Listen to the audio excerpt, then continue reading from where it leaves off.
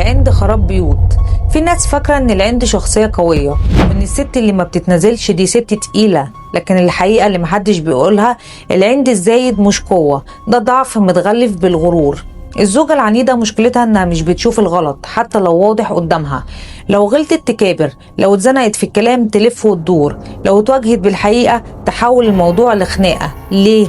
علشان في دماغها فكرة واحدة، انا صح حتى لو الدنيا كلها قالت عكس كده. المشكلة الأكبر إن العند مش بيقف عند رأي، العند بيوصل لمرحلة تجريح بالكلام، إهانة، رفض لأي حل. يعني بدل ما المشكلة تتحل بتكبر. الزوجة اللي بتختار نفسها فوق كل حاجة، فوق زوجها، فوق بيتها، فوق استقرار أولادها، بتكتشف متأخر إنها خسرت كل حاجة.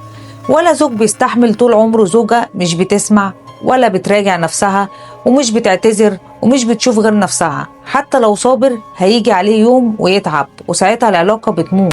الست الذكية مش اللي تعند، اللي تعرف تقول أنا غلطت، اللي تسمع وتفهم، اللي دايما تراجع نفسها، اللي تعرف امتى تهدي، اللي تفهم ان البيت حياة مشتركة بين اتنين مش معركة. الخلاصة، العند ممكن يكسبك لحظة لكن هيخسرك عمر، هيخسرك حياة. وسؤالي ليكو، العند في الحياة الزوجية قوة ولا ضعف؟ وهل التنازل أحيانا بيحافظ على البيت ولا بيكسر الكرامة؟ يا ريت أسمع رأيكم في تعليق، ولو الفيديو لمسك اعمل لايك وشير وابعته لزوجتك يمكن تراجع نفسها. أنا آسيا عبد الرحمن ودي النضارة السوداء. سلام.